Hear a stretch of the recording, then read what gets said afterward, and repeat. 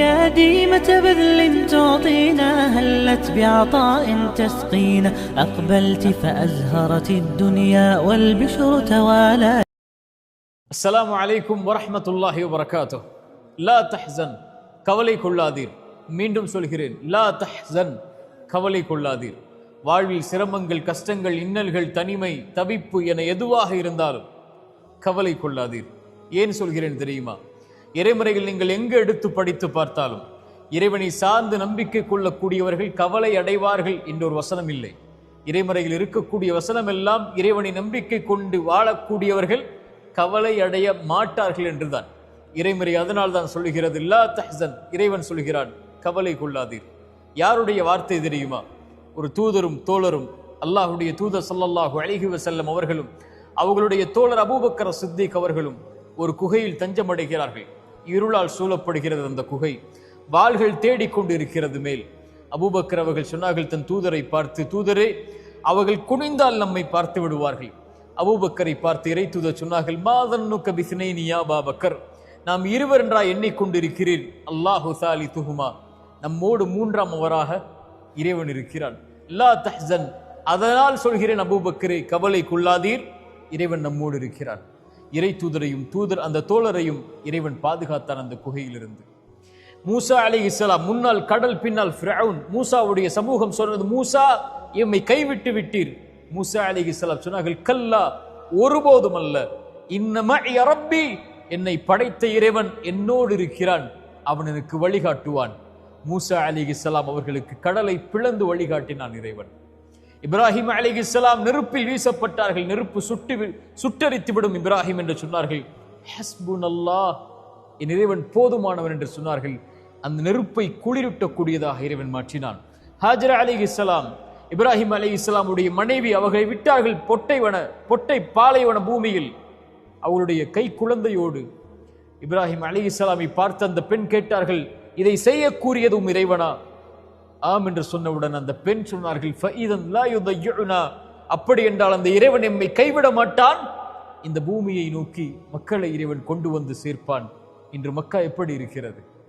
இறை தூதரை பாதுகாத்த, இப்ராஹிமை பாதுகாத்த, நபி மூசாவை பாதுகாத்த, ஹாஜர் அவர்களை பாதுகாத்த இதே வார்த்தை கஷ்டத்தில் சிக்கி தவிக்கக்கூடிய, சிரமங்களால் அகப்பட்டிருக்கக்கூடிய, வாழ்வின் இருளில் மூழ்கி கொண்டிருக்கக்கூடிய, கடனில், நஷ்டத்தில், செல்வ இழப்பில், சோதனைகளில், உயிரிழப்புகளில், பிரிவில், தனிமையில் சிக்கி தவிக்கக்கூடிய எல்லோர்களையும் வாழ்வில் விடுதலையாக்கும். லா தஹ்சன் இன்னல்லாஹ மஅனா. ஏன்? நாம் வாழ்வில் சந்திக்கக்கூடிய பிரச்சனைகளை விட, நோயை விட, சிரமங்களை விட, கஷ்டங்களை விட, தவிப்புகளை விட, தனிமையை விட, இவற்றை விடவெல்லாம் அந்த இறைவன் பெரியவன். அல்லாஹு அக்பர் அழைக்கிறோமா இல்லையா?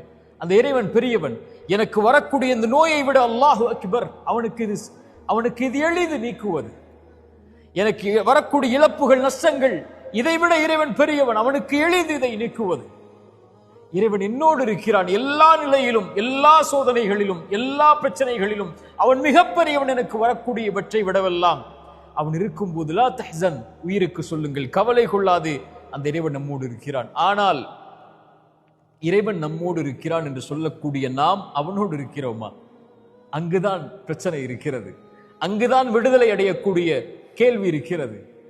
இறைவனோடு நாம் இல்லாமல் ஒருபோதும் இறைவன் நம்மோடு இருக்க மாட்டான். யார் இறைவனின் நினைவை விட்டு தூரமாகி வாழ்கிறார்களோ, இறைமறை சொல்கிறது, அவர்களுக்கு நெருக்கடியான வாழ்வு இருக்கும்.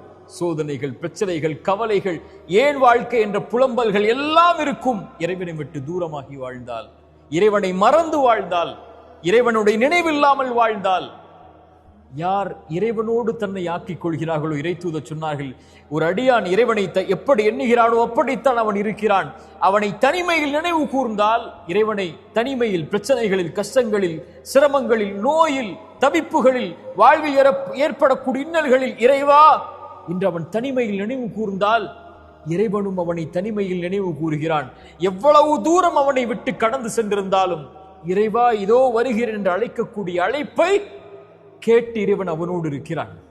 இறை தூதர் சொன்னார்கள், இந்த பூமியில் நாம் பிரச்சனைகளை சுமந்து வாழ்ந்து கொண்டிருக்கிறோம். இந்த பிரச்சனை நீங்குவதற்கும் நமக்கும் உள்ள இடைவெளி எவ்வளவு தெரியுமா? இந்த நெற்றிக்கும் இந்த பூமிக்கும் இடையில்தான். சிரமங்களால் தவிப்புகளால் நிற்க முடியவில்லை என்றால் சோதனைகளால் நெற்றியை உங்கள் இறைவனுக்கு முன்னால் அந்த பூமியில் சாய்த்து விடுங்கள். இறைத்தூது சொன்னார்கள், ஒரு இறைவனுக்கு ஒரு அடியான் நெருக்கமாக இருக்கக்கூடிய நிலை, சிறந்தாழ்த்தி அவனை வணங்கக்கூடிய இந்த நிலை. இந்த நிலையில் அவனை அழைத்தால் அவன் பதிலளிக்கிறான்.